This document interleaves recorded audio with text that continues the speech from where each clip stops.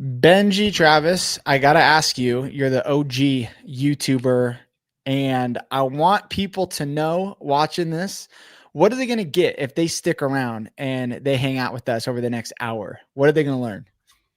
Well, obviously, I've been on YouTube for a long time, and what I've done on there is vlog a lot. So, those are two things we're going to be focusing on. One of the things that's really important for anybody starting out on YouTube, including seasoned creators, is YouTube's always changing. So, what you're going to learn today is what is working on YouTube now and what's going to continue working and work even better in 2026.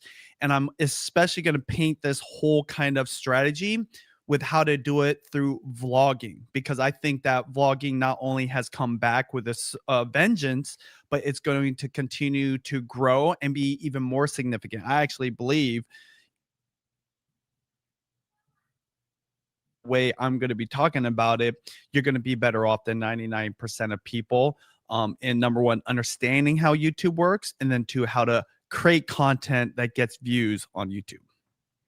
Dude, I am excited because we went for an hour and a half when you came over to my place. That video is on the channel. People can watch, but I feel like this whole vlogging thing, it's very enticing because it feels easy. And it feels much more natural to just like pick up your camera. And I remember when we had our conversation and you came over and you were like, we used to want to edit out all the things, but you were like, the keys now to keep it. And you're talking about long form video, and it sparked so many good conversations with a lot of the students that a lot of them are here. I'll pull up there.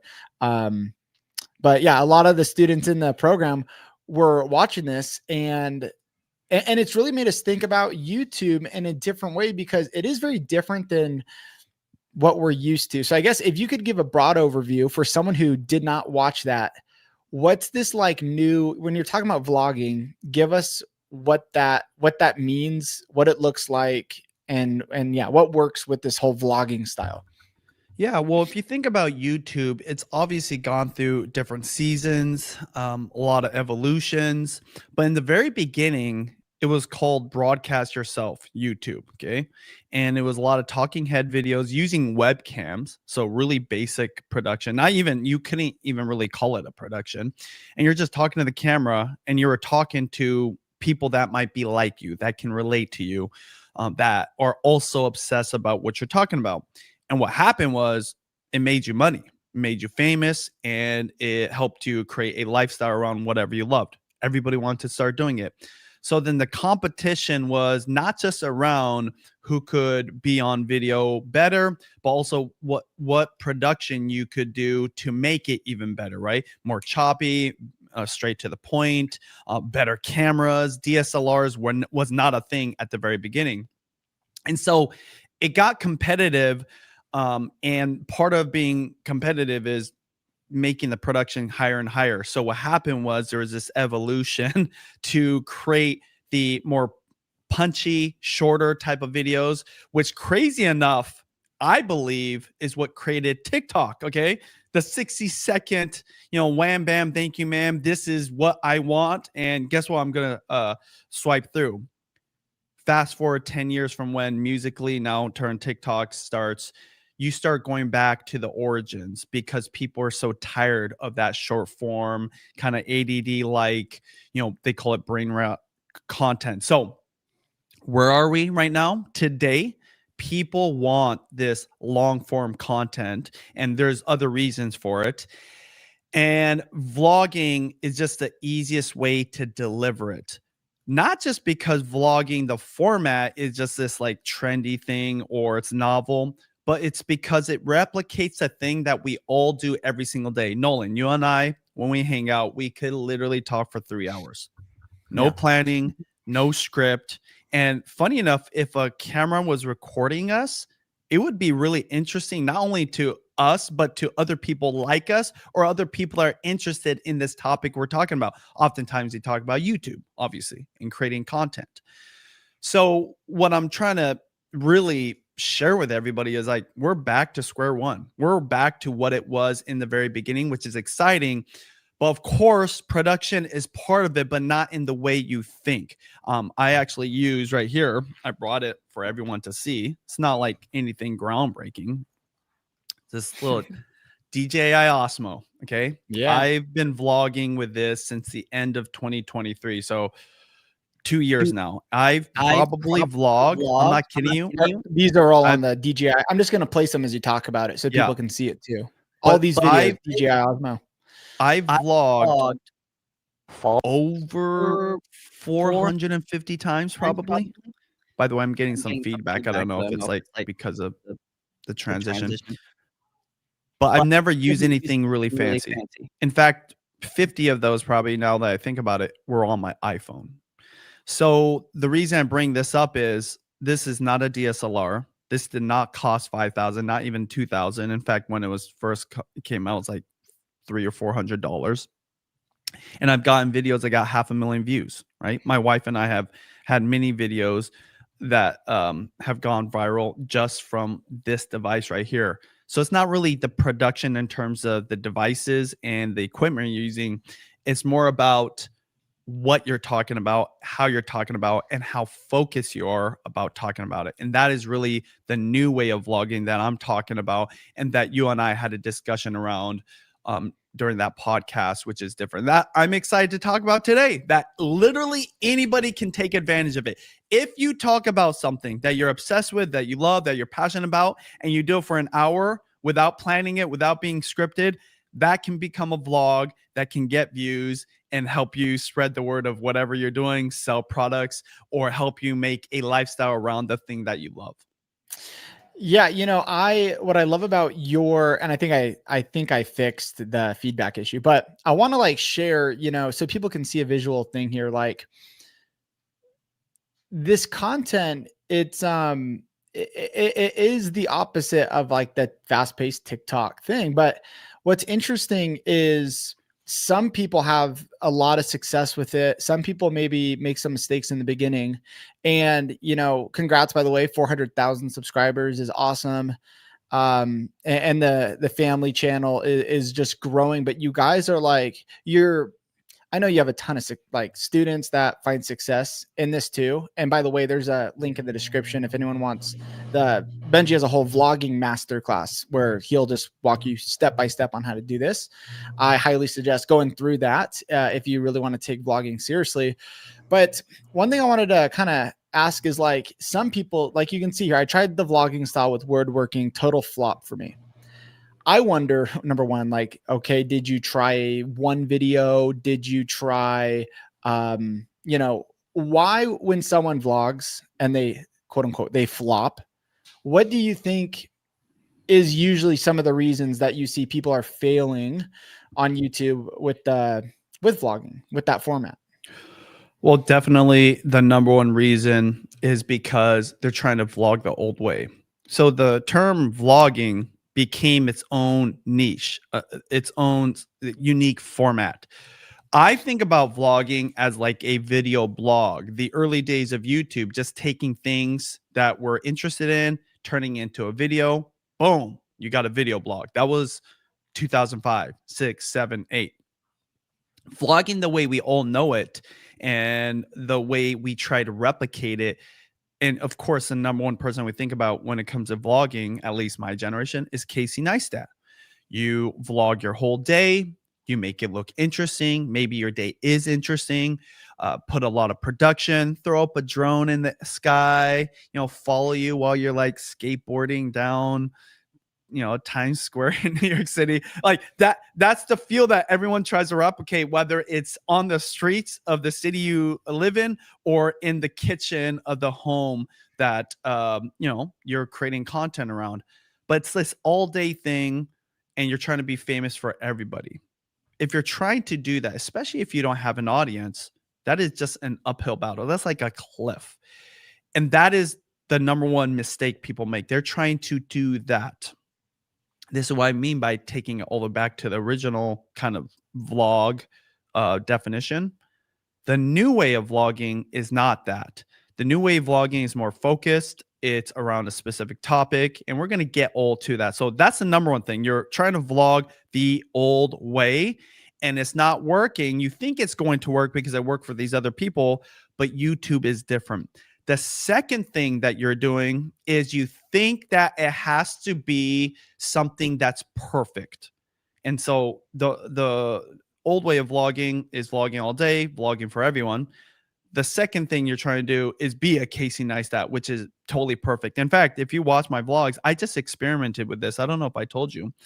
I uploaded a vlog that I didn't edit at all. I wanted to prove to my editor, I do have an editor. You don't have to. In fact, I just proved I don't have to have one. But my editor, Chris, always chops it up a little bit, like cleans it up, but really simple stuff. And I was like, I actually don't think I need to edit. So what I did was I recorded a whole vlog like I was editing, only the shots I need. Of course, there is an intro. That's the very first clip.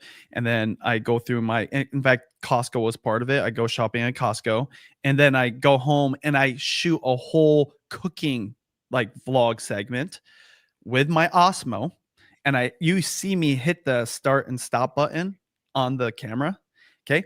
So I left all that in. I didn't touch anything. Ended up being a 56-minute vlog, which is long at the time.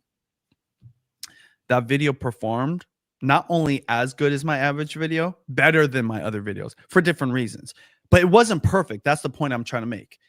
There's parts I'm like, oh, I really want to cut that out. I just left it all in. Literally nobody noticed. Nobody noticed. Nobody like, oh, I love this unedited version. People said, oh, I love the casualness of your vlogs. Oh, I love the feel of this. But no one said like, wow, you didn't even edit this. No one even cared because they care about something else. And so those are the two biggest mistakes. You're trying to vlog the old way, and you're trying to vlog for perfection, and it's stopping you from just like getting going, which I'd say is one of the number one secrets, right? Hence, by the way, didn't mean to bring this up, but YouTube secrets. One of the 7 C's in this book that Sean and I wrote was consistency. And how you're supposed to be consistent, especially as a beginner in this kind of like new way of vlogging, when you're trying to be perfect from day one. In fact, I don't know any YouTuber that was ever perfect on day one. And that was kind of part of their superpower, that they didn't care. They still did it anyways. And I'm seeing a lot of videos on Instagram Reels right now where they're talking about you have to be cringe before people want to watch you. I don't think that's the case fully, but I think that if you think it's cringe, that's okay, because you never know when somebody else is like, whoa, this is a video I wanted. And that's the point I'm trying to make with getting rid of perfection and not vlogging the old way. I'm trying to find, there's this video that I'll find it and I'll share it here in a second, but it's basically like there's no editing, and the guy just like, they're shorter videos though, but it's the same idea of he literally just shows up on camera and he shares like a quick like lighting trick for like cinematography type of stuff. I'll share it later, but I mean, that's essentially what it is. And they're like, and he just started doing those and they got a lot of traction. And I think a lot of people, they get excited when you're like editing doesn't matter. You don't have to edit. And I agree with everything you're saying, because it's not actually about the editing for most of us here who like a lot of this. There's a lot of students that are inside the program here. They don't have entertainment channels. They have educational type channels or community type channels. And so I think I'm always, I guess what I'm trying to balance to people too with this message of like no editing is you kind of glossed over it a little bit, but I think this is where you go deeper in like the topic piece of it. And in your, I think it's the 3 T's. And I think when people understand like the topic, the storytelling, all the T's, then it makes sense why you don't have to edit, because at the end of the day, it's not that. My point is this: someone could go on here and try YouTube for a full year, no editing, but they're like wasting people's time. It's not interesting. It's all over the place, and they still don't grow. And it's like, well, I didn't edit. I thought that's how you grow. Well, it's a little bit more than that. So can you tell us, like, yes, no editing is a piece of it, but it's actually because the focus should be somewhere else. Totally. Right. The first thing I mentioned was, what are the mistakes people are making, right? Mm-hmm. Obviously vlogging the old way, vlogging everything. And then secondly, letting perfection stop you. So the two things you should be doing to vlog the new way is, number one, have a specific topic you are covering.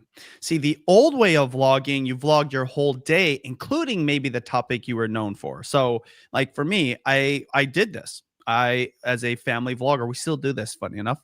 Vlogged everything from when I woke up, maybe like got ready for the day, cooked something, and then also vlogged me going to work and working out. I'm literally wearing workout pants right now, right? And I would go after that, maybe run an errand at the grocery store, and then I'd come home, maybe hang out with the kids. I'm vlogging all this stuff, unfocused and not around the topic. So the new way is to just vlog the topic. And so this is where my 3 T's of my new vlogging method come in.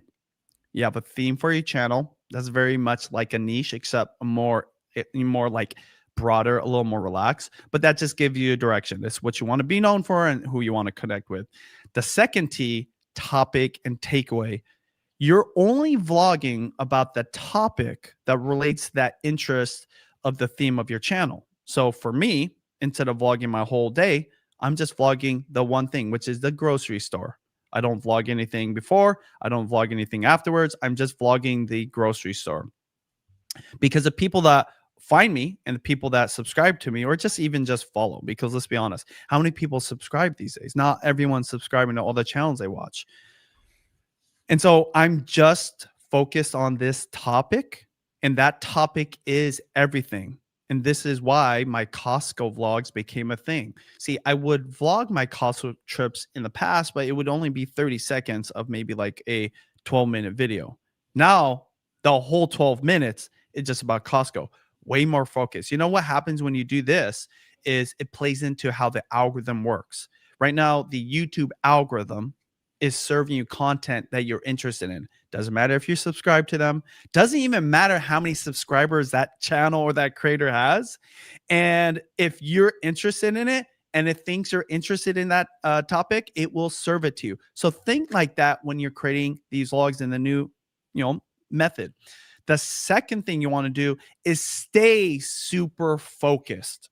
So I talk about how you can relax it. So my videos have gone from the 12 minutes of just the focused topic of Costco to like 30 minutes, but I'm still super focused on just that topic. Meaning I'm not vlogging anything before, I'm not vlogging anything else. And even within my vlog, I'm really staying focused on that topic. So, example would be like, say I'm grocery shopping at Costco.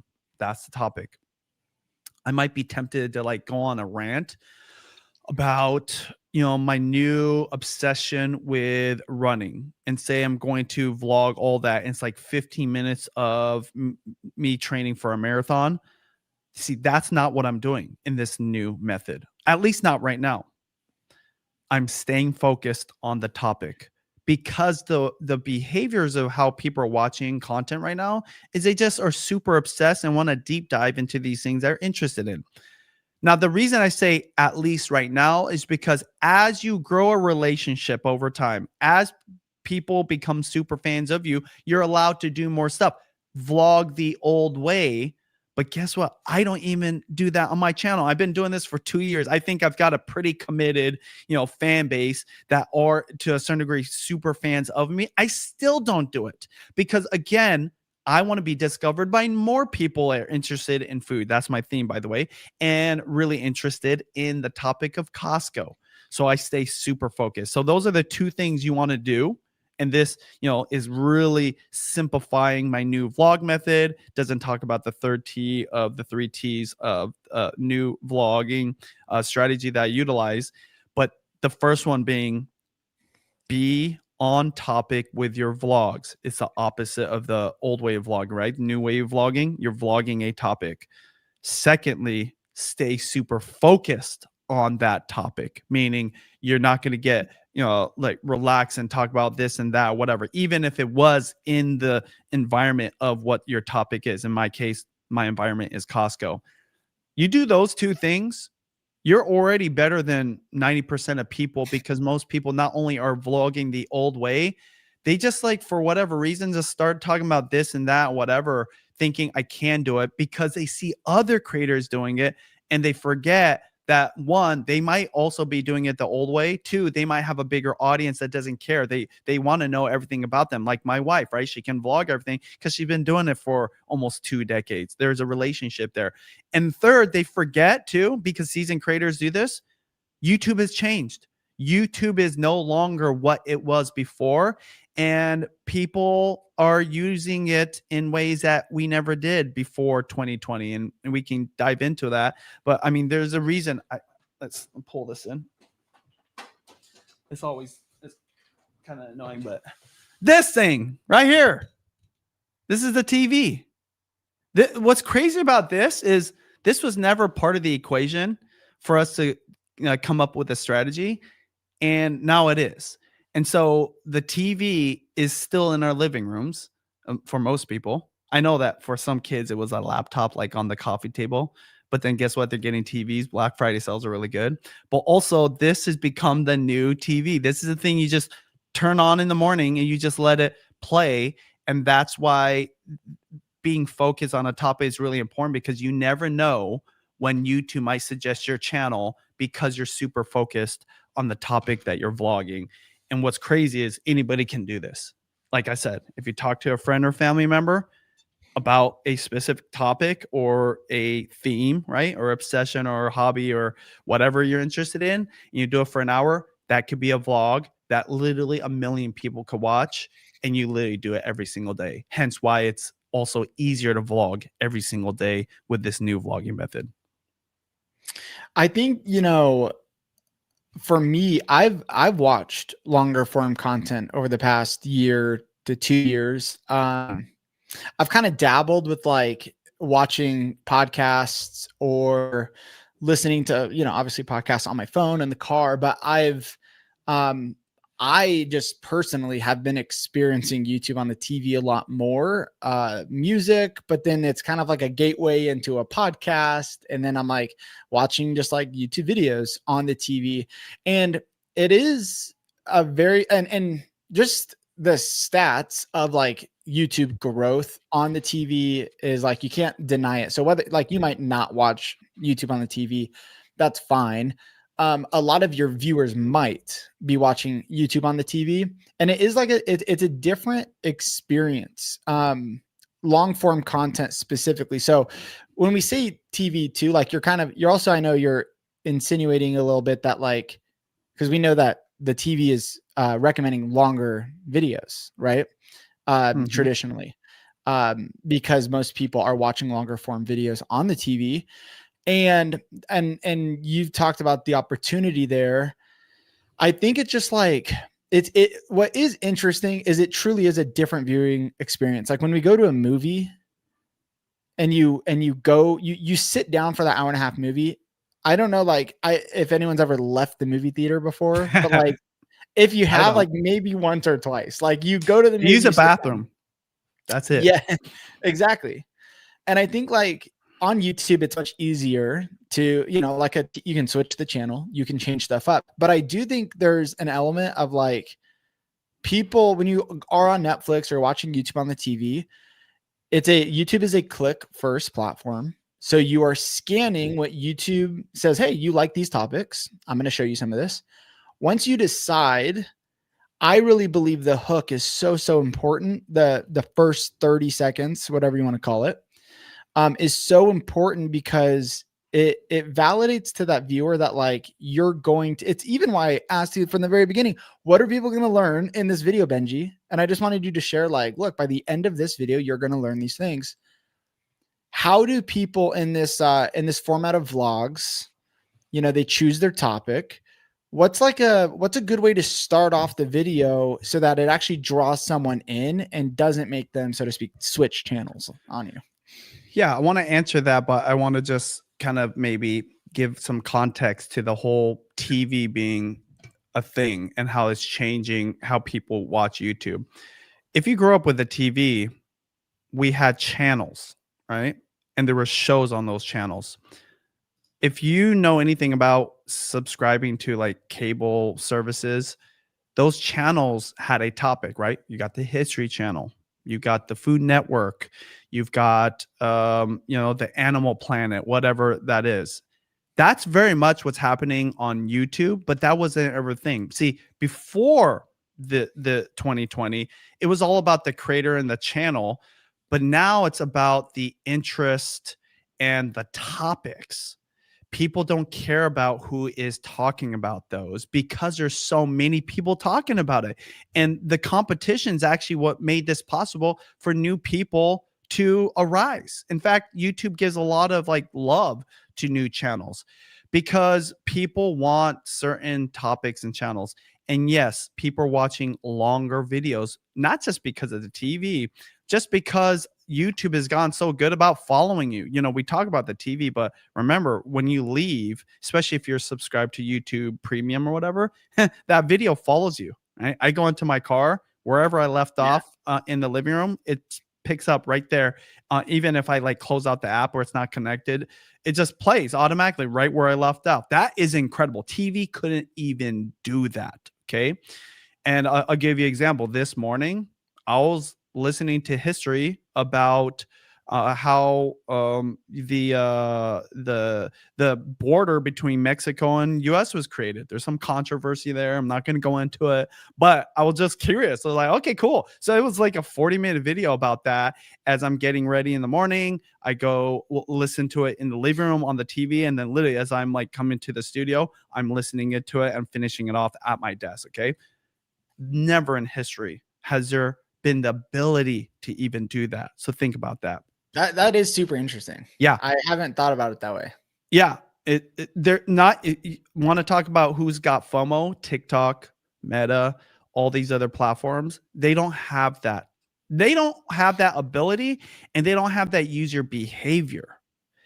So this is what I mean about obsessed over a topic or interested in, a certain like hobby or whatever it is you want to talk about. So that's TV, but even more broadly, that's just the YouTube viewer behavior that's unique to this platform. And I actually have a number. People used to ask me, hey, what's the magical number of how long my video should be? What did we always say before, Nolan, about how long a video should be? If someone asked that. Well, I would always tell people as long as it needs to be, but I would say like as short as possible is what I typically would tell people. Yeah, that would be like the second answer, right? Which is kind of interesting because it's so opposite what I'm about to say. I always say, yeah, as long as it needs to be. There isn't an arbitrary number. But two, whatever it is, how can you shrink it down, right? Like my wife is famous for saying, I can make your 14-minute vlog to like 8 minutes, and that would be better in her eyes. Well, now I've got a complete opposite advice. Number one, I have a number. It's 30 minutes. Okay.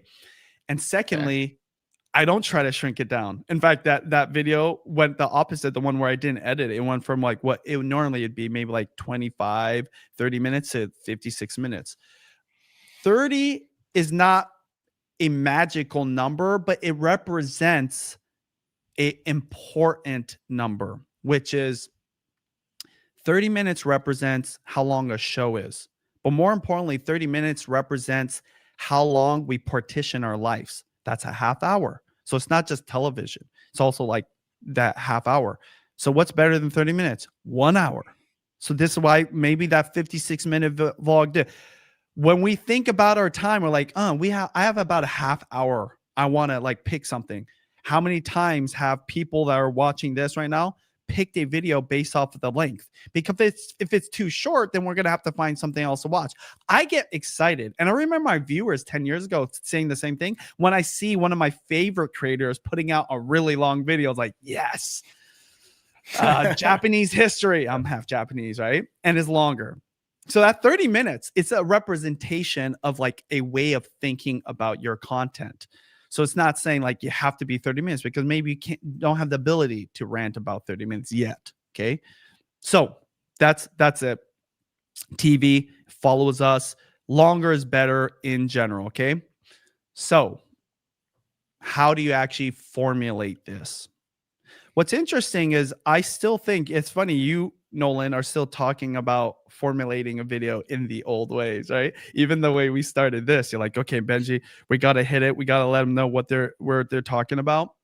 I would actually argue there's so many videos out there that don't have a hook, that actually don't play by the rules, the old rules. So we were talking about the old way of vlogging. The old rules of YouTube are dead because remember, this is why I talked about the TV and this new behavior and kind of the psychology. Back in the day, what was your favorite show on TV, Nolan, back in the day when you used to watch TV? Just tell me. Well, I still have one today that was back in the day, which is Survivor. Okay, Survivor. Okay. Have you ever watched Survivor and once Survivor was done, left the TV on? And I'm assuming you would have been with your family, or your family just let the TV just play out. Not frequently, but yes, like that's sometime. happened. Yeah. What would happen? Was the TV does it just shut down and not play anything else? What happens when that show ends? Yeah, The Amazing Race comes on. It's funny that you even remember that. Okay. Now, what's funny about Survivor and Amazing Race, if you're into Survivor, there's a good chance you might be into the Amazing Race because they're a similar type of interest. It's a similar, not necessarily like topic per se, but it's a similar genre. That is what's happening on YouTube. So get this. Have you ever like left the TV on? By the way, have you ever watched Amazing Race before? Yes. Okay. Yeah. So say Amazing Race was interesting enough, but you missed the first 5 minutes. Were you able to rewind the video on the TV? Yeah. Oh, you were? Yeah, TiVo. Back in the day? Back in the day when the TV would just play. Yeah, no. You could. Yeah, you just hop in where you could. You just hop in where you could. And if you're interested not only in Survivor, but in Amazing Race, but more importantly, just like in those type of reality competition type of shows, you just watch it from there on. That is what's happening right now. So this is why I say you need to be super focused on the topic more than how you formulate the videos. Now, with all that being said, guess what? I always have a hook for all my videos, right? So I just say that because, again, even me saying having the right hook might derail you from even filming the rest of the vlog because you got it wrong. I'm like, don't worry about it. Just say whatever it is and then just start going. The quicker you get into it. In fact, I mean, you watched my videos, you played it.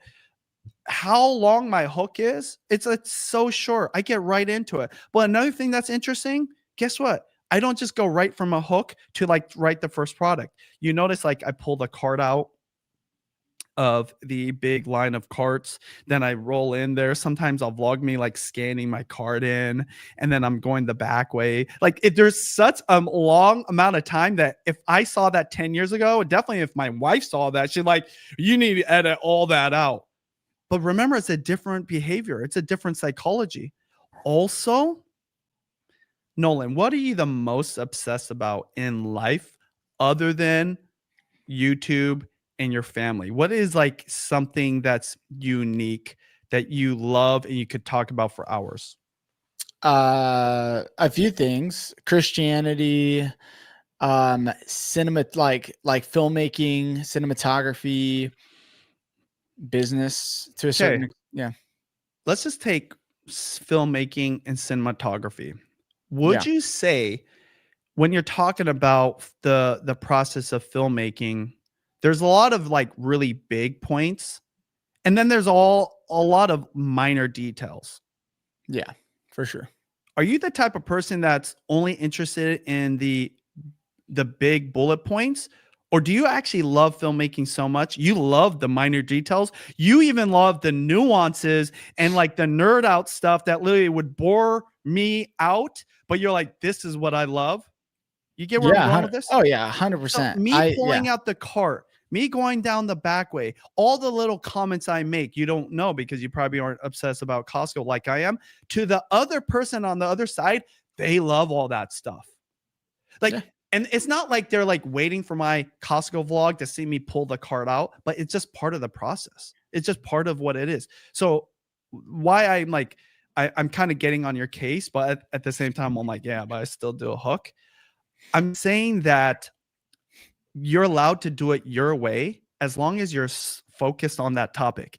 If you do that, you'll be surprised how you can do it. And so like even how we started this, how you would maybe coach people, how I even would suggest to people vlogging.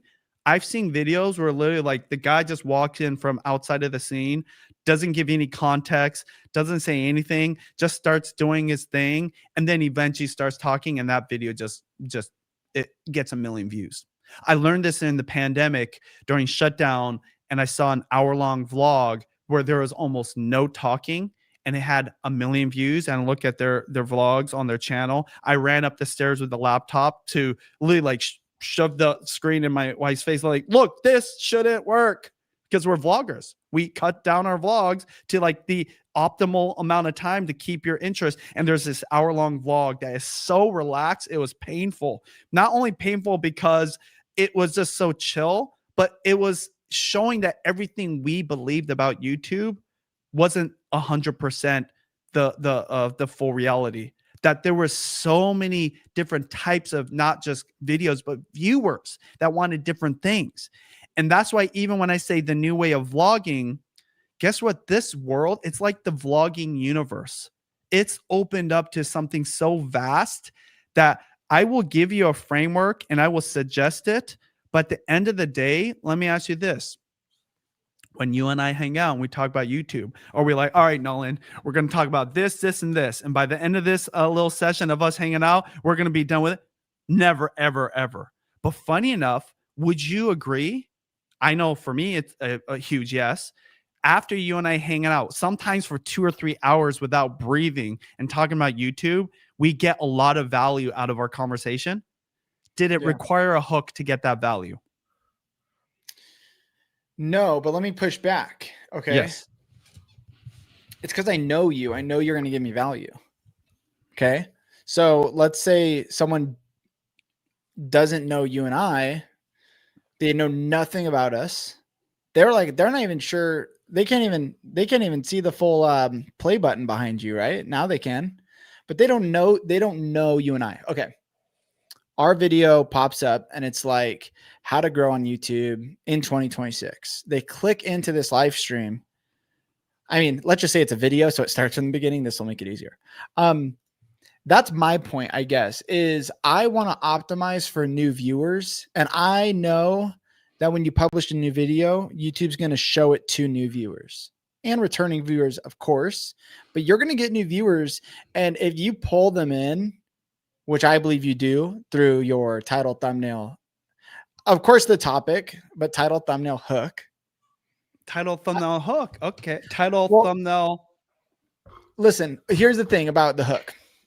There's different formats. So on mobile, you're going to see that thumbnail for a second, and then it's going to autoplay. Okay.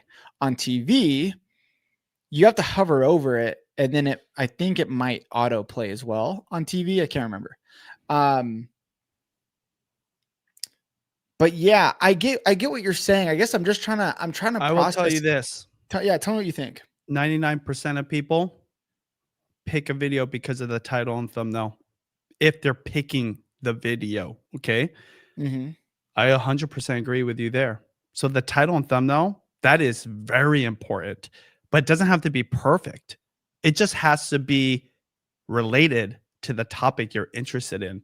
And you, the person obsessed about that, can look at that title and thumbnail. And it's funny, even if it's like kind of chill, like, I'm curious about this. And you give it a chance and you watch it. No one's gone in and literally because they just made a choice. Remember, you actively made a choice and clicked on it, especially if you're in we call it the couch viewer mode, and literally determine if you're going to watch this 30-minute videos because of just the 30 seconds. You're just going to kind of let it play out, right? It's just like a show. How many shows on TV? It's not always interesting at the very beginning. We might even make a comment like, wow, this show is kind of slow. It's like not getting to it. I watch shows now that I pay for. I'm like, this is kind of slow. Yeah. And by the 5th minute, I'm like, dude, this is actually pretty awesome, right? Like it's kind of dramatic the way it gets brought up. I'm not saying that a hook doesn't work. What I'm saying is we've already made the choice to watch it in this new viewing behavior because if you play by those old rules, yeah, what you're saying is important because it's a shorter video. But if it's a longer video, it's funny that you think it'd be the same rules. It would be more. No, it's not like that. It's just a completely different psychology. Secondly, let's go back to Amazing Race. When Amazing Race first came out, did you need to know anything about the contestants, anything about the host, or really even anything about the show? Like, did you still watch it and give it a chance? And when you watch it, let me ask you this. When you watched it, and this could go back to Survivor, did you watch most of it, if not all of it? Or did you just watch like a little bit and then you're out? No, I did not just watch a little bit. I like most TV shows, which I think what you're getting at is YouTube's turning into TV shows, kind of, so to speak. But yeah, I give it a chance, right? I'm like, I gotta see the full episode to see if I like it. But with some of these reality shows, okay, I'm not endorsing this show, but I'm not gonna lie. I watched season 1 and most of season 2. My wife skipped some of season 2 without me, which I was upset. We got Love over Island? it. No, what's it called? The Mormon one, the crazy like Mormon housewife type show. But here's my point, Benji. Even in that show, right? Season 1 came out, like I think season 2 or 3 just came out, whatever. Yeah. But like they show you before episode 1. Yeah, I don't know who they are. I don't know the host. I don't know the contestants, whatever. But in that show, at least, not all shows, it shows you this crazy trailer of women crying and throwing things and I hate you and all this stuff. And they're like, oh my gosh. And they're preparing you to go, like, you're going to want to watch this, right? And so there's an element of giving someone a reason to watch. But I think to your point, which I really think makes a lot of sense, is the topic is the reason to watch. People are clicking on Sam Sulek's video about leg day because they literally they want to watch a video on leg day. They don't need him be like, I'm going to give you these. They don't need that. So I agree with you, but I guess what I'm trying to say is people watching this should try and decide if that's needed for their channel. It's like YouTube, you know this, it's not one size fits all for everybody. Some people can get away with no editing. Some people might need to trim their stuff. Some people might need it. Like, it depends on the niche, the format, all that. But I think some shows don't need a hook. They don't need an intro. The opening scene is like, boom. Okay. Then people are giving it a shot. They're watching it. Some shows might need it. I have 100% agreement with that too, especially that show. All reality shows kind of do that. Not all shows do that, right? Right. But the hook can be so simple.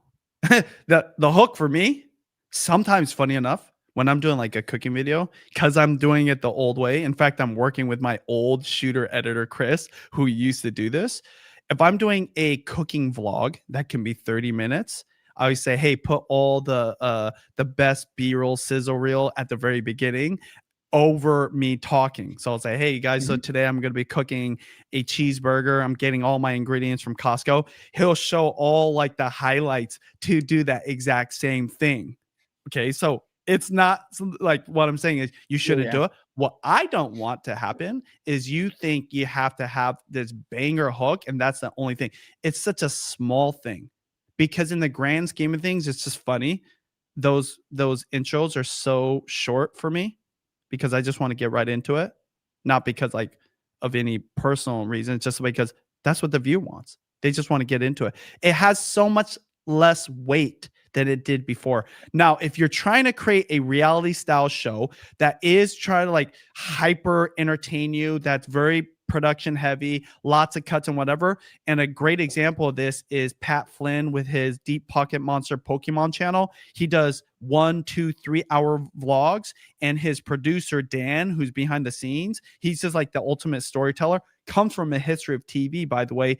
Yeah, you would totally do that. But for the very much beginner person, I'm like, don't do any of that and don't worry about it. This hook can be as simple as like, hey guys, so today I'm going to go to Costco and I want to see what kind of sales they have. Now, what's crazy about that is that person probably could do what I do, take all the highlight reels and do a little more whatever. But I'm like, how many people have you coached where they just can't even record themselves saying anything? They're just so dang nervous. So I'm like, get all that stuff out of your head. And this is why I use this example of us talking, right? Like, yes, you do know me or whatever, but I'm saying there's probably been times where you didn't know the person that within like 2 or 3 minutes of talking, or maybe even farther in, you're like, damn, this guy, no, I need to listen to what this guy, like he was just like a stranger. You find this at YouTube conventions a lot, just like some random person, but he's like the behind the scenes producer of like a 10 million subscriber channel that has whatever. And by the time like 5 minutes goes in, you're like, instead of being the guy that everyone's talking to, you're like, I want to hear what this guy say. Happens all the time.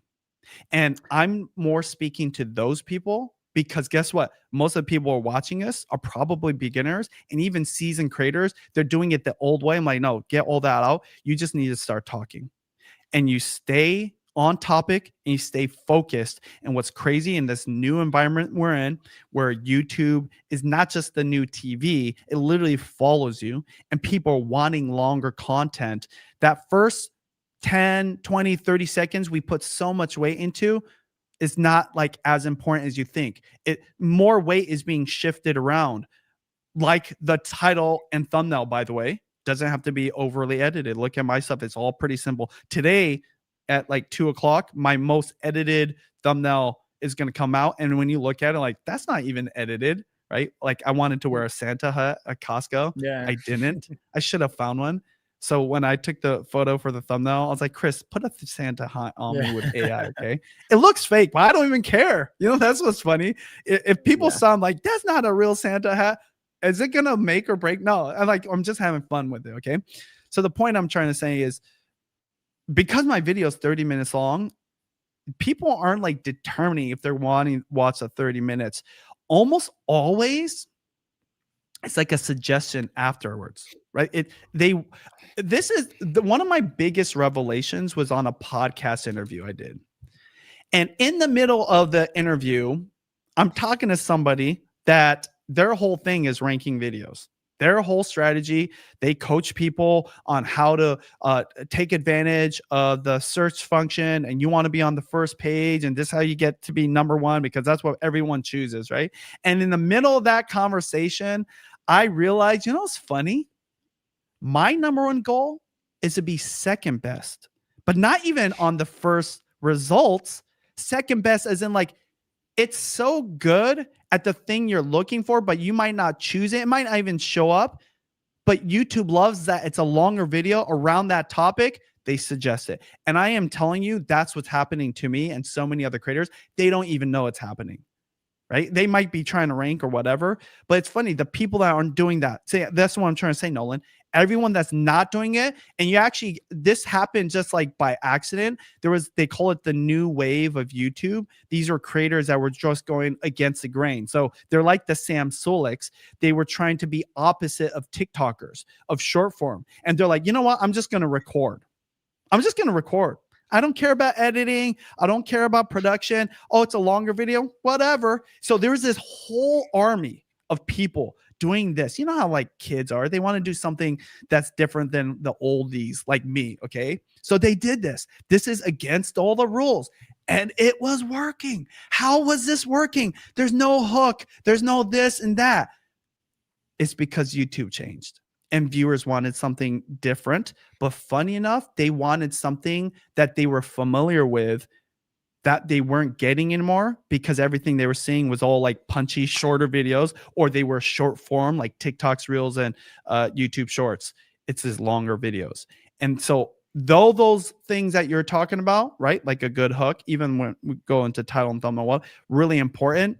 The suggestion tool on YouTube is so good that guess what? This is where I'm gonna check you. The trust you have in me because you know who I am and you know my history. The trust you have in somebody because of their what do you call it? Their intro or their hook, or maybe just like even the production, right? Like, oh, this guy like shows up crispy. I think like I'm gonna take him more seriously. That trust is now in the algorithm and their suggestion for the next video. See, you and I are more discerning probably than the average viewer. We like really want to find this good video, okay? But you know how many people just like, yeah, just whatever plays is going to play. And if they really don't like it, they just hit fast forward, right? I do this all the time on Pandora, okay? Pandora, I still use Pandora, but the algorithm knows me so well that the randomness of the algorithm just suggesting content to me is actually so good that I just like to play. And there's something I like about like not knowing what the next song is. That's a whole nother discussion. Okay. That's a whole nother part of psychology. But yeah, like not picking and just doing that. And so that is old school TV. And that trust that we have in the algorithm is similar to the trust that we had in a channel on cable during that television era. Is it the 100% way you should do it? No, but it is painting a different picture for how we should think about the psychology of viewing that would make it so it's way more relaxed and ultimately easier to create content on YouTube compared to what you had to do 10 years ago. I think, every time we talk, because you do things in a very different way than I do in some ways, like just like even the format of how you make videos, and a lot of your students make videos, and I'm jealous, of how you do it, to be honest. But I think the takeaway here too for everyone is just like there's different ways to do YouTube. So if you want to do live streams, do live streams. If you want to, like, I don't have time to edit, don't edit. If you want to do your hook, do your hook. Does that mean all of them will succeed? Not necessarily, but any of them could succeed. And it's kind of finding, like, I like to just think of what do the viewers want to watch, and then like what do you want to make so it's sustainable, and like find that happy medium. And that's what I think you've done so well, is you're making videos that people are interested in, that has the topic interest, but also it's done in a way that you really enjoy. You literally been vlogging every day, you know what I mean? And By the way, you brought up a really good point, Nolan. Yeah, you have to try different ways. Yeah, because the way that you coach, right? Your students would be a good example of this. They might want to become you, Nolan, right? Maybe in their niche or in their expertise or in their profession.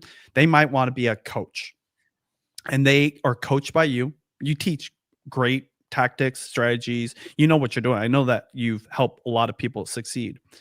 But then when they're getting coached by you, they might think like, I need to be you. I need to be like you. What I say 100% of the time is like, no, you need to be yourself. You need to be a friend of mine.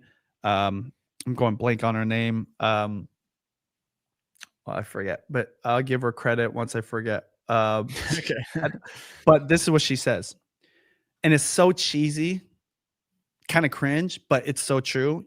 You need to be uniquely you. And to find the unique way of delivering your message or creating content, you have to try different ways. It's like filmmaking. Not everyone is going to be a Scorsese, right? So you listen to Scorsese, and like, yeah, I'm going to make a Scorsese film. And then out of nowhere, you're making like Disney animated films, right? You can still learn from that person, but you've got to do the thing that vibes for you. So it's not just simply, you got to figure out what they want to watch, and you got to know what you want to create. You have to know what you create is going to work with what type of viewers, because there's so many times people start their YouTube journey and the audience they resonate with is not who they thought they were going to have. And that's just the way it is. That is just the thing. Like me, for example, I mean, I guess it's obvious it would happen, but I just never thought about it. I never thought that I could just do a vlog around grocery store shopping. I remember 10 years ago thinking like, oh, I should do this because I bet other people were like actually obsessed about food like I am. Whatever. And I give 20 minutes of my content to Judy that turned into 20 seconds of a 12-minute vlog. And then 5 years later, this guy comes on the scene. I know he's like overused, but in my case, it's so relevant. His number one viewed video is him shopping for protein products at the grocery store. And it's Sam Solik. And I had that idea 5 years ago. Now, what stopped me from doing that earlier than he did was I was like, I didn't try it. I should have freaking tried it. And guess what? I should have just kept doing it and whatever. And I didn't. And he has that video right there. Number one. What's that? 5 million now? 4 million? Yeah, 4.6 million. Okay. 4.6 million. When I saw that, it was like at 1 million. So it just continues to get views. It's just him. It doesn't even start.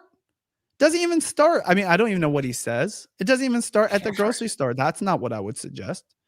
I mean, he breaks all the rules in the sense that like he starts with this thing every single video. And if he breaks all the rules and it works, other people can break the rules and it works. Now, to his credit, right? By the way, there is something more important that I've never said before that people have to listen to. Views do matter. So you know how you're saying like the hook helps you build the trust or at least build the excitement to want to watch the videos? It can. How many times, Nolan, have you seen a video of a creator you don't know, a channel you're not subscribed to, thumbnails like, okay, maybe not even that good, titles on topic, but you're like, the views are 1 million. You're like, okay, why is this getting 1 million views? Just out of curiosity, like if 1 million people watch this, let me just give this thing a little chance. Has that ever happened to you, Nolan? For sure, yeah. It's happened. And I'm telling you, this new vlog method that I teach helps you do that. It helps people, some of my own students who have bad thumbnails, not the perfect titles, right? Definitely doesn't have the right hook, or they're stumbling for whatever reason because they got 100,000, 200,000 and it keeps growing. People keep watching those videos. One, it is the trust in the algorithm, but two, what's more powerful than the algorithm? People. It's just like the ultimate referral. It's like the ultimate judgment. That wasn't necessarily the case back in the day because you could game the views. You could just get clicks, right? And that was a view until YouTube changed that. And then your video had to be really good. And guess what? Your presentation had to be good. Your hook had to be on point, your production, all that kind of stuff. Now we're in the whole different ball game. And that's why everyone is seeing this. Videos that shouldn't be getting views because they're not following any of the rules have way more views than you. Okay. I am in this unique situation where I was a coach for so long that I wasn't creating as much content. And I was coaching all these epic creators, both beginners and seasoned creators. And it's funny now, sometimes I'm getting more views than them, but it's not because I'm better than them. It's because I understand the rules. It's because I don't need to be perfect. I'm okay being cringe. Sometimes I'm like, damn, is my video kind of cringe? Like in another life of mine, would I have like looked at my video and thought it was cringe? I don't care. It gets 100,000 views. I looked at a video that I'm like, I didn't like this idea, but I want to experiment with it. It was me making cheeseburgers with only ingredients from Costco. It was one of my first experiments and I did it and I never looked back. That video has almost 100,000 views. And I thought it was kind of cringe. Well, obviously people watched it, right? When I say cringe, it wasn't because I was cringy. It was just like, whatever. There's like so many other cheeseburger videos. And I've done cheeseburger videos that get tons of views. Like who's going to care about another cheeseburger video? That is what I thought in the midst of me teaching this new vlog method. So experimentation is so important. And going back to why I went on this rant in the first place, you just have to do whatever it is you want to try to know if it works. And that's the only way to know if something doesn't work either. And how many people don't even begin to try because it's too hard or they think they need to be perfect. And that's what I'm trying to say. It's all those cliche things that kind of got old. Nah, that's what's important. You've got to be confident on camera and comfortable on camera. And to do that, you just be yourself, okay? You've got to talk about what you're interested in. It doesn't matter if it's cool or not. If you're interested in it, guess what? When you talk, it'll be interesting to the people that are interested. And three, you just have to try a whole bunch of stuff. And that means you have to be consistent. You have to do a lot or as much as you possibly can. And that's just the new way of YouTube. Because let me ask you this. How many channels have you seen, Nolan, that have a ton of subscribers? But every time they upload videos, it like barely gets anything. Have you seen that before? Yeah. I mean, that's YouTube. That's describing YouTube today. You know, that's what it is. It wasn't always like that. The amount of subscribers always gave you like an initial boost. It's almost sad for those creators how few views sometimes people get. I even don't get a lot of views. I looked at a video I did, another experiment, and typically right now I'm getting like 30, 40,000 views. A really strong video is like 50,000, something out of the park, 100,000, right? I have a video I was really proud of. It was me making pizza for my family. Long video, I think like 40 minutes. It's got 8,000 views. I don't think anything of it. It was an experiment, whatever. That's just how YouTube, because people care about the topic more than they care about the production or whatever. But also, what happens? Sometimes that video will go from like 8,000 to 9,000, and out of nowhere will just, and it takes a while for the algorithm to just get it in front of the right people. So yes. Yeah, I've seen that too. Is people have such a short, and maybe it's because of how social media works for other platforms, but like people are so, oh, it's a 10 out of 10, which is bad on YouTube, or like, and it's like, look, just put your head down, make videos. If these videos are good, they're going to find the right people. And I've just seen that over and over again. I have some questions that I've tagged. If I missed yours, just put them back in the comments. But I want to go through some of these with you, Benji, because I know we got a little bit of time left. And I told my Content Academy students that I was like, I'll make sure to hit your questions to Benji first. And so I'm excited to throw some of these at you. And yeah, just get your thoughts. You ready to rock? Drinking the rapid Cascade. Cascade Mountain. Fire. Let's go. Those were great, by the way. Oh, I think I drank all of them. I'm glad you liked it. Okay, let's start with there's a few in here, so I'm going to go one by one rapid fire on this specific one. So if you could explain, Benji, what's your process and planning for your videos? Like, let's just start with that. What's your process? How do you plan a shoot day when you're going to vlog tomorrow, today, whatever? So I'm already ahead of the curve because I remember I have a theme for my channel. So I only talk about food and things related to food. So that could be shopping for food, that could be cooking for food, or that could be eating food, right? Food with my family, whatever. And why that's important is because my ideas all fall underneath that umbrella of food as a theme. So say in it, like maybe today or in a few days, there's something related to food I'm going to do. I'll give you what I did yesterday. Okay. It's going to go out today. I was going to go to Costco. It's the beginning of the month. And what happens at the beginning of the month? There's new sales for different items at Costco, especially with food. So I was like, hey, today I'm going to shop at Costco for what I normally do. By the way, that's really important for me personally. I only vlog things that are going to be like easy for me to vlog because I'm already going to do it. So I'm going to go there and shop for my list, but I'm going to go and check out what are all the best sells that I think and give commentary around it. So already know what the title is going to be. It's going to be best deals at Costco in December. That's partly because it's already a pillar piece of content. So I'm only focusing on that. And I kind of generally know what the thumbnail will be. That, again, that's by practice. Okay. If I didn't, I would just create a thumbnail or whatever. So I already go into it kind of knowing that. Outside of that, I don't think a lot more into it. Okay. But what I do is I'm focused on just that. I don't record anything before the trip. I don't record anything after the trip unless what I do after is relevant. So say I buy this cool new product during my best, Costco deals in December. I'm like, oh, I want to try if it tastes good.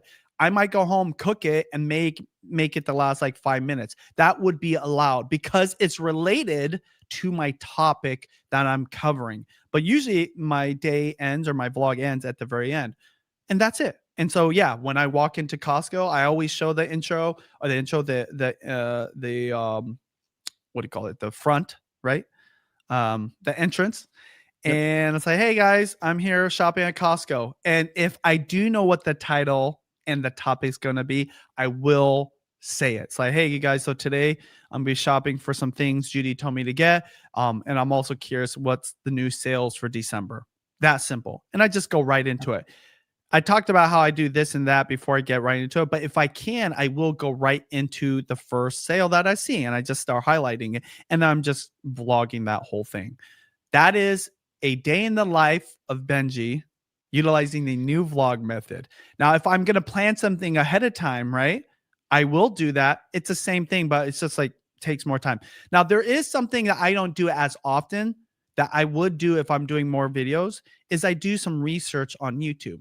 So even though I'm not trying to rank, I'm curious, hey, this thing I want to cover, this topic, I'm curious what other people do and what hits, you know, or maybe what's not out there that I could do. So a good example of this would be Daiso. Daiso is a Japanese 99-cent store, but they sell a lot of stuff for cooking.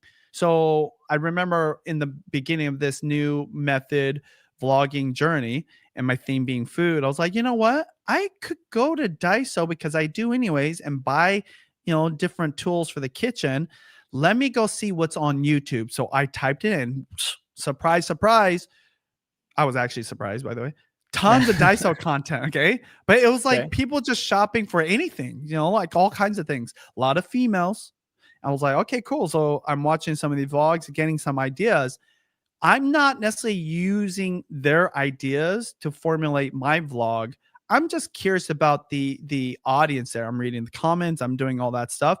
And it just, one, maybe helps me to get ideas, maybe like understand what titles work. So this is very much old school YouTube strategy. Okay. But I don't always do it now that I kind of have a direction, right? I know who my core audience is, but that's what I would do. Right. And that is really important. Also, when you do that, it kind of keeps you focused. It's like, okay, this is what I'm going to do. You're not going to go off and do some other thing. Because what am I trying to do? Ultimately, I'm trying to create a piece of content for YouTube, not just necessarily to rank. It'd be nice if it ranks, but it's not always the case. But also because I want it to be good for the algorithm. And watching all those videos kind of like gets your mind ready. It's like it's like the stretching and the warm up for it. And then guess what? And if you're watching things, you see certain themes, you can talk about it in your vlog. It's just getting you super ready versus just going into it cold and not having any kind of preparation. Those are the kind of the two different ways I prepare for a vlog. But the two things I do, I'm topical and I'm super focused on just vlogging that thing. Essentially, so this is, if someone could literally just take this away right here, what you just said with vlogging, it's going to help them. So to me, there's two different ways to do it. One, I just show up and I film and I just decide I'm going to make a video today. And then the nice thing is, guess what? You can edit out stuff that maybe you accidentally filmed that ended up not being on topic. You can cut that out and just keep the stuff around your niche, food, whatever. You could do that. The second part, and then you figure out the title, the thumbnail later. The second one, and this is what I preach to my students, that this is what we really do. You just think about the title and thumbnail first. And then, like you said, you go, you know what? I guess what I'm getting at is this. I think to you, it comes so naturally, but for people, this is the unlock for them. So you, yesterday, December 1st, you're like, I'm going to go do what new sales are going on at Costco. Maybe you would have done that anyways, but I think you also knew in the back of your head, you're like, this is interesting. It's new. It probably will get, I was going to say clicks, but maybe a better way to say it is my audience cares about this. And you knew that. You knew they care about the new sales in December. And so you went into that knowing this is the video title and thumbnail, and then I can shoot my video to be that. And that, just doing that and thinking ahead, I think will help so many people. It'll make it easier, actually, like you said. There's a third process, okay? Which will make it even more easier. I call both of those and the titles that are kind of like related to the topic working titles or working topics. So once, I say a long time ago, it was probably a year and a half ago, I went into Costco and it was during the time where people were panicking and buying toilet paper again. That wasn't my topic at all. But when I went in, it was already on my mind because I had done research that day and there was like posts about it. I was like, oh, that's kind of interesting. But I didn't think anything of it because remember, toilet paper is not related, well, not directly to my food theme. Okay. And It could be. yeah, You it could could do be, right? a toilet paper By the way, cake. but you're gonna see how it is related. Okay.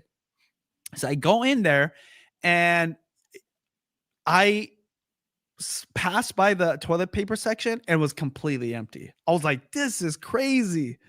This is crazy because it was like in the middle of the day. There That is wasn't, weird. yeah. I was like, what is happening? And I vlog it.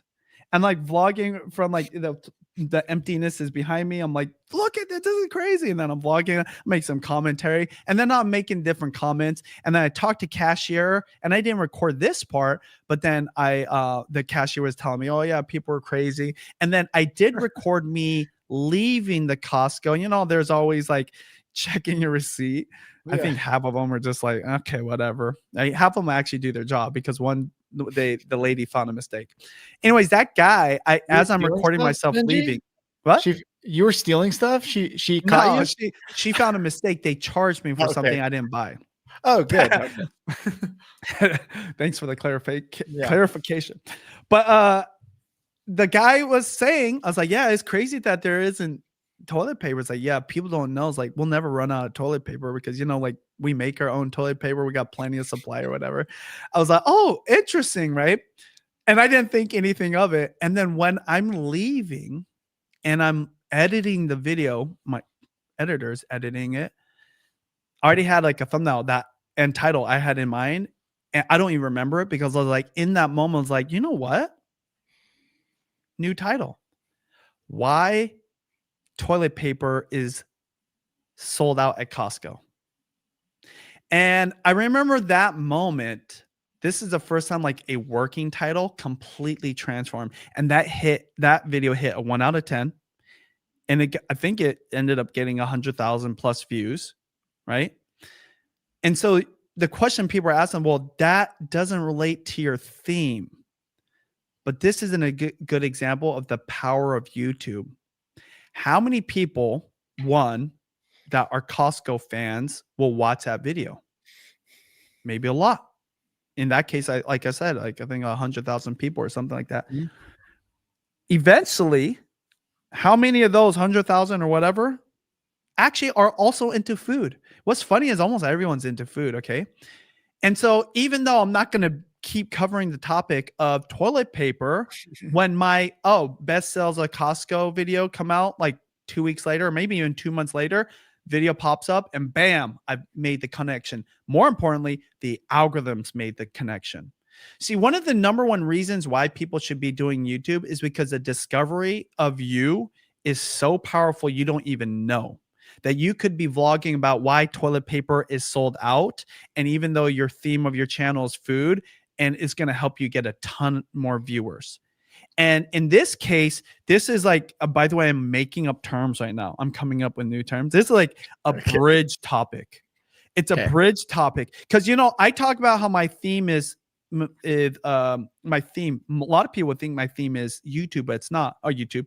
A lot of people would think my theme is Costco, but it's not. My theme is food and everything around food. There's a lot of videos I do that have nothing to do with Costco. I just hate Costco because it's so easy for me at this point because I don't vlog as much.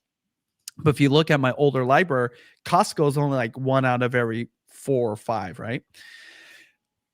But this is bridging that gap to get people in. Not everyone's going to want to watch all my other videos that have nothing to do with Costco, but enough will be fans of me or fans of food, more importantly, that they will watch the other stuff. And that discovery into new audiences, man, there is nothing that does it the way YouTube does.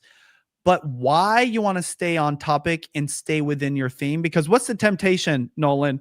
If it's funny, like if you look at my library, it looks like it's all Costco, right? What is a temptation for most people if Costco hits in relation to your theme? Yeah, I mean, people want to double down and just serve the thing that gave them, you know, the views. I'm 100% against that, and I'll tell you why. 3 reasons. 1, what if Costco is not popular anymore? Right? You know, I checked out yesterday. This is a true story. and the guy had a tag, and he's been working there since a long time. I'm not gonna say the number because I don't want to out him, but he was saying, "Oh yeah, this company's gone to shit." I was like, "Whoa, that's crazy!" Right? That he said that because I always thought it was a good company. So there's a time where Costco might not be relevant. Those stores might have something else in them one day. I don't know. Okay. Secondly, what if I hate Costco content? There's actually times with me. I'm telling you the truth here. I did not want to vlog me at Costco. I actually felt that. I was like, I'm not gonna vlog. I vlogged like for like 10 minutes. I'm not gonna vlog. And guess what? I went home and vlogged something completely different underneath my theme because that's truly what I love. Costco was just like a huge bonus. And the third thing is this: what did you set out to do in the first place? You know what my dream was getting onto YouTube as a food guy? It goes back to a dream I had before YouTube, which is I wanted to be a Food Network star. Why did I want to be a Food Network star? I thought it'd be awesome if I got paid to cook and eat. I was like, that's the dream. Get paid to cook and eat. Like for me personally, like for you, it would be like similar. Like I got paid big money to make videos, right? Right. So the temptation is real. You want to just double down and change your whole thing. But guess what? The authority, the profile, and the reputation the algorithm understands about you will also change. This is why I've always put out content. If you look at my library, I'm very consistent with it. It doesn't look like in my last 4 uploads, but it was Black Friday. So there were some bangers I had to put out related to Costco. But I'm always doing food content, even if it doesn't get a lot of views. Because you know what else happens when you get those videos that don't get a lot? You're starting to build your core audience. You're starting to build the audience that are the ride or dies that'll be with you for the next decade. Because there's no one else like you, and for whatever reason, they like you. It's weird for me to say like my audience likes me because it sounds pretentious and definitely not humble. And it's not like they like me because I'm cool. They just like me because we can relate and we're both interested in the same topics. Damn, I'm sorry. That was supposed to be a short answer, but that's what I would say. Okay. Yeah. To the original question. Let me the original question was like what's my process for creating a vlog? Yeah. You were mentioning that third version, but the third version. Okay, cool. Anyways, so I say that because this is why you want to do volume. You never know what's going to work, and it could be like amazing, but also you never know when your vlog, this is the organic nature of vlog, can kind of morph into something else, even if you're still staying on topic. The package just changed, even if the topic was the same, which, you know, went from me like doing Costco deals this month to like why toilet paper is different. It doesn't make sense. This is where people are like, what should I title? Like your titles are so interesting. It just comes to me, and this happens after a lot of practice. Yeah. I think about, you know, there's so many creators who maybe have a video that just blows up, and it's okay if you have a video blow up that's maybe a bridge content or an adjacent niche, and like you don't have to like abort mission and just go over and do that. It's like some of them might come over, and even if most of them don't, it's okay. It's fine. You're playing the long game, and it's still a benefit. YouTube is so smart. It's going to know, hey, 90% of the, hypothetically, 90% of the people who watch this toilet paper video do not care about food stuff. Cool. They're just not going to recommend it to those people, and that's okay. But you just found a big chunk of people, 10,000 people who were like, I found this video and I just discovered Benji for the first time, and I'm subscribing and I'm checking out his other videos. I love Costco. I love food, etc. So I love that. I'm gonna ask me questions if you got a whole bunch. Sorry, I'll keep. We're gonna rapid fire. Ready? Short. I have time. We can rapid fire here. John said, "How do you think about picking topics?" Maybe you covered this already, but how do you think about picking topics for vlogs within your niche? Yeah. So I'll give you a quick version. When I'm coaching students, I always say you have to pick a theme where you can think of 100 questions that you would have for the type of audience you're trying to connect with. What are questions they would want to ask you? Okay. I mean, like you ask me questions. I should know what those 100 questions are. And that's a great way to start. The question can be the title, and that's the topic you're going to cover. We're talking about Costco and my food passion, but what if it's something to do with math? What if it's something to do with airplanes? It's going to be completely different environment, different kind of even production, right? So answering questions is the easiest way to come up with what are your first topics, as long as those questions fall underneath the theme. And that theme, of course, represents not only what you want to be, but the people you want to reach out to and what are the questions they ask you. Easiest way to get the first That's topics really for good. your channel. How do you deal with, so the second part of this is any tips on filming in public places? I do lots of grocery hauls at home, but I would love to do in-store content. Struggle with confidence, logistics. A lot of people in the chat were talking about this. And I think it all comes down to confidence. You can figure out how to put a camera and hold it. And it's like people in the comments were talking about what gear. And I'm like, forget all the gear. I think it's coming down to the confidence. If I strap the camera to your cart, like, you still wouldn't want to do it because you're scared to film in public. I think that's what it comes down to. How do you get over that so that you can actually film in public? So practical things. Number one, go with somebody else. So when you're vlogging, it's easier to vlog if you're talking to somebody else versus just talking to thin air. Okay. Cause it looks awkward. There's so many times I wish someone was vlogging me cause I'll be down. I go the executive member hour, right? No one's in there. And I'm like talking to this shelf. I look like a crazy man. I know I look crazy. Okay. People are like, oh, let's avoid this aisle. Okay. So go with somebody else. So my kids sometimes come with me. So it looks like I'm just talking to them when I'm vlogging.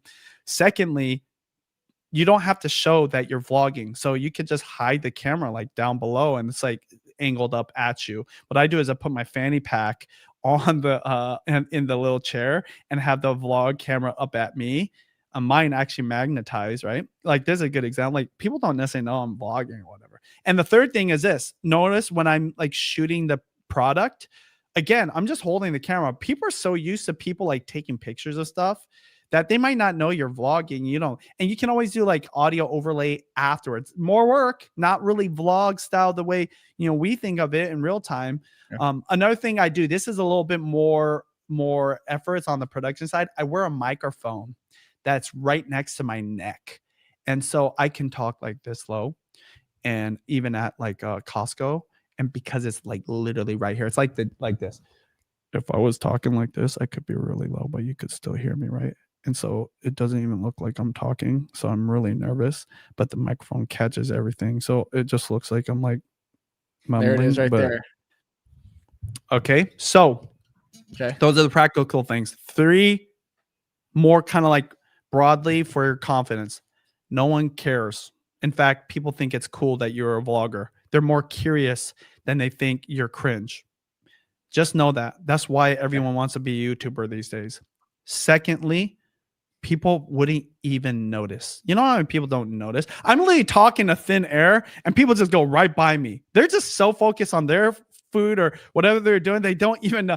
I'm always like, this person's going to definitely look at me, right? Like as I'm vlogging, I'm talking to my camera. Like they're going to, because we're the only 2 people in this aisle. And no, they don't even look at me. They don't even care. Maybe you think I'm on the thing, right? Whatever. The third thing is someone Creator Classroom said if you're using your phone, they might just think you're like on FaceTime or something. Third thing is this: to get comfortable doing anything, you have to do it a lot. Yeah. So do it little by little. You know, like don't vlog where there's tons of people around you. Vlog like literally in the corner. Sometimes I do that. Okay. I'll vlog where there's no one around, whatever.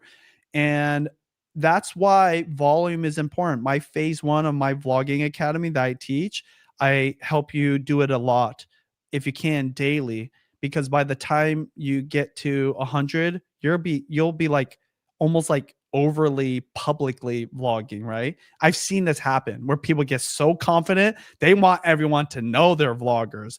I'm not even like that to this day. I try to still stay low key, but it happens because they did it a lot and they know.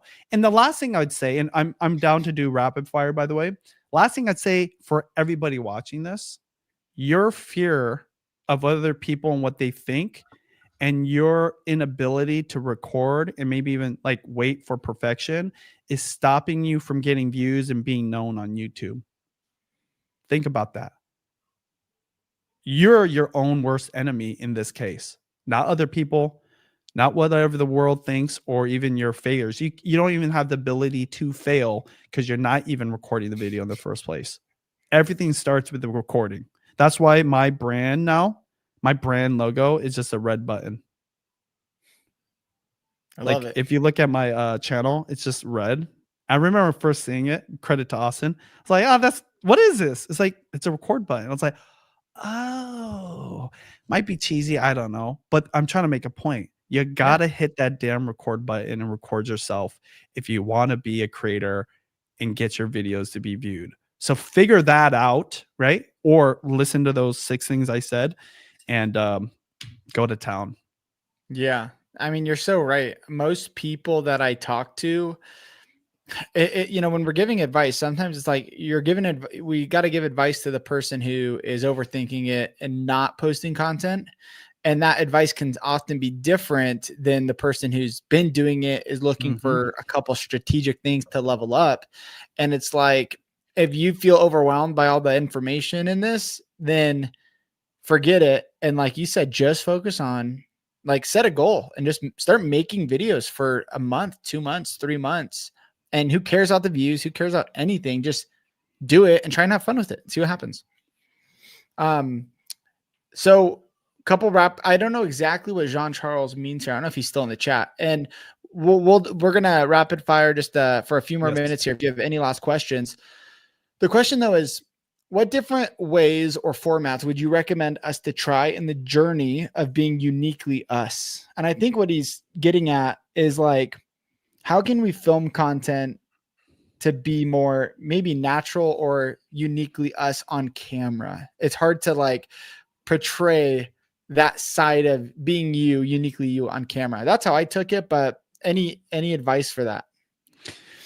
Yeah, I mean, because how you film can be done in so many numerous ways. But what I would say is, whatever works for you, do it that way. If it's talking directly to the camera by yourself, do it that way. If it's talking to somebody else and you're recording your conversation, do it that way. If maybe you want you want to like I said, you want to secretly vlog when you're doing something, you're not looking at the camera and you're like just talking to yourself, that's okay too. Whatever. That's why you got to experiment with different ways so that you do it. And in the midst of that, you're going to find your way. Okay. I don't even know. This is the one thing I've always said to everyone. As much as I have experience and I'm this expert, I don't know the way that's going to work for you. You ask me a question like that, even if I really like, I'm going to be consulting somebody tomorrow and they're going to sit here for an hour and I'm going to hear about their life, what their goals are. And even then, I won't even know exactly how they're going to succeed in the next 6 months. But guess what? I'm going to do everything in my power to make you feel comfortable enough to just try different things. And you're going to find what that is, right? So that uniquely way of thing. I can't even give you examples or whatever. Like, you're going to have to figure out what that way is. A really good piece of advice I heard from somebody else is, who are the type of people that you like? And you're like, I could do that. I would start there. It might not be the Nolan or the Benji. It might be like some like random person, right? Maybe they're not even like a big time creator. It's like, if they can do it, you're like, especially if you're like, oh, I could do that better. See, that sounds maybe pretentious, but actually that's how a lot of creators start. They're like, this person is like getting 1 million views. I could do this and I know I could do it better. Listen to that voice. And even if you're a beginner, you're like still a little nervous on camera. I bet you a lot of you, not everyone, has thought that same. They're like, I know more than this person. Then you need to But then here's the thing, the though. reason that person's succeeding because they just were willing to do it. Exactly. Like, a lot of us here watching this have heard that voice of like, I could do this thing. And then you get stopped because you're like, oh, wait, what about this, that? And you got to ignore that voice. Listen to the first one, ignore the rest, put your head down, post videos. I love it. Let's do this. One rapid fire one. And I feel like the second one, we can end. It's a really good one about making money with a vlogging channel, but we'll start with this one first. So, in the new style of vlogging, do you ask people to subscribe? Are there any call to actions? Talk us through. Are you asking them to like the video? Does that even matter for YouTube and getting recommended more? It definitely does. Okay, it definitely does work to do a call to action and get people to like or subscribe or comment. It's always best when it's organic, but it definitely will help it move faster if you ask your audience. Nothing wrong with doing it, but just don't force it. It doesn't have to be 3 times in your videos. In fact, a lot of times I don't even do it. Does it hurt my next video? No. And a lot of people get my videos and they're never subscribed to me, even after I ask for the subscription. So don't overthink it. Definitely do it. Just keep it brief, keep it casual, and just know that it's not the make or break for the success of your channel. But engagement's engagement. That includes subscriptions, right? People that subscribe to your channel. That includes likes and comments. If there's one engagement I actually want more than anything is comments. Comments are an interesting thing because I bet you it's weighed a lot by the algorithm because it shows that you're interested enough to actually do an action beyond just viewing. And I respond, if I have the time, to every single comment. Because remember what I said about the views? When people see lots of comments, what do? They're, oh, what are people saying about this? Yeah. When they're reading the comments, it makes them stay on longer. It's just this weird thing that no one really ever thinks about. And look at comments these days. They're longer and longer and longer because people are watching on their TVs, but they're like commenting while like they're on their phone because of phone thing. This is a weird thing. Okay. So that's what I would do. What was the question again, by the way? Yeah, I mean, I think you covered Oh yeah, it. asking for subscribers. Yeah. Yeah. But there is a reason why you want more subscribers. And this is why I'm asking for more subscribers now. Because when it comes to doing brand deals and the perception, the subscriber count still has like a lot of pull. So when I see that old school tactic, like, hey, make sure you subscribe to me because I love food and I'm a parent just like you that wants to, cook healthy things for my kids. And I also love Costco.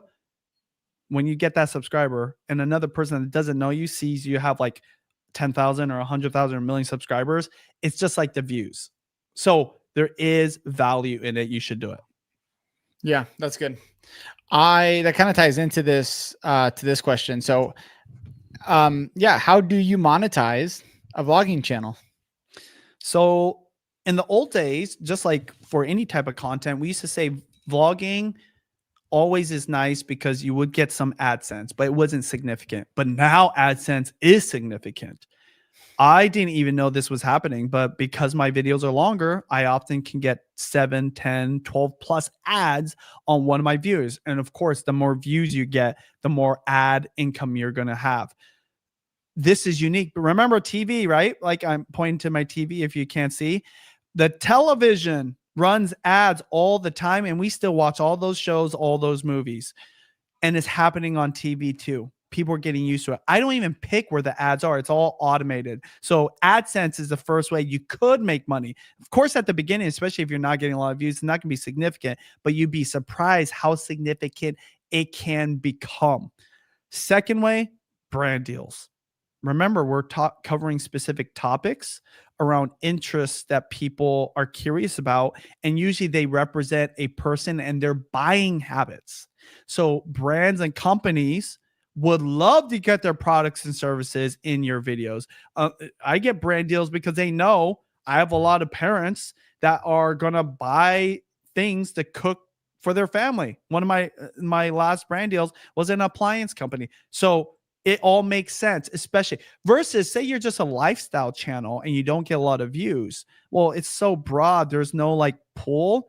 And that's why even with less views, you could get brand deals and they can be lucrative even if you're just starting. Because secondary to just the fact that you have this defined audience that represents, customer behaviors that this brand wants to get in front of, you're also creating content for them. A lot of times in these contracts are asked. So brand deals can be a thing very early on. And then third, of course, you sell your own products. I don't personally do it right now. I've thought about doing it. I was thinking, you know what, it'd be awesome if I got a product in Costco. That'd be the ultimate. Okay. What is like the most logical thing someone would want to buy that is your audience? You should sell that product if you have the bandwidth, resources to be able to do it. For me, I am actually thinking about this. Like, what Costco product could I sell that Costco would carry? I already know it. What? You're gonna wipe out beast jerky with Benji jerky. Benji jerky, Benji's beef. That Benji's sounds kind beef. of weird. Benji's Yeah, beef. maybe just Benji's jerky is better. Both are weird, but it works for Mr. Beast apparently. You see that he just did that, and so part of this too like is it's the long term game, right? The once you build an audience, a YouTube channel, the AdSense will come, the brand deals will come, and even partnerships for like products will come. I think it's not crazy to think that like instead of you starting some business on your own and trying to get it into Costco, I imagine the day where like one of Costco's manufacturers or Costco themselves reaches out to you, and this happens a lot with bigger influencers, but it comes back down to put your head down, start building the channel. There's definitely ways to monetize it in the early days, and there's huge upside potential long term. Totally. I mean, the name of the game has not changed. Influence means action. And this is why brands have been working with influencers before they were even called that. You know, my wife, when she started, she was like the girl next door. We live in a little farm town north of Seattle. You would have never thought that she'd be doing these multiple six-figure deals with the biggest makeup companies in the world. And now me, I've done brand deals with brands I grew up with. I never thought like would even be like having a conversation with me. And you know, this is a nice studio. I've got nice cameras. Of course, I've been doing this for so many years. But if you just saw my life, where I live in my neighborhood and just my daily life outside of this, you think it's like very normal. Weirdly, that's what the world wants to see. And brands want to get into that. So there's a lot of opportunities. It's not stopping. Certain types of formats might slow down. You know, you'll go through the ups and downs, but I'm telling you, being a creator, even in this age of AI, by the way, we didn't even get into it, but vlogging long form is the number one way to counteract the AI competition because it can't do long videos. They're talking about AI doing live streams. That might be possible one day is with accelerating, but right now, AI cannot go into Costco for 30 minutes and vlog like me. And I know that for a fact. In fact, let me ask you this. Do you really want to watch an AI video shopping at Costco? Probably not. No. And that's why like the more real you are, the more just unedited you are, the less produced you are, the better off not only you're counteracting AI's productionness of being perfect, but also people will want to watch that type of content and connect with you just because you're a person that they probably would hang out with on the weekends or day to day anyways. And the only way to do that is to record a video and put it up to YouTube and let the algorithm magic do everything else. I love that. I dropped the link in the comments. It's also in the description, but I would encourage everyone to check out the masterclass because we covered so much, but I went through your actual course program, which I also recommend. That's also in the description, but like bare minimum, just go watch the free masterclass. And Benji you go really in depth on how to do this and share kind of the secrets that not are just working for your channel, but your students' channels. I highly recommend it. I'm an affiliate because I think it's great. And I do recommend it to people. So if you're serious about vlogging, I'm like, go bare minimum, watch the masterclass and check that out. But dude, I appreciate you, bro. And this has been so much fun. And so I'm glad we got to do this again. If you're watching this on the live stream and you didn't get to see the other conversation Benji and I had, we talked about other stuff as well. And so you can click on the screen, you can go check that out, and I'll see you guys in the next video. Peace.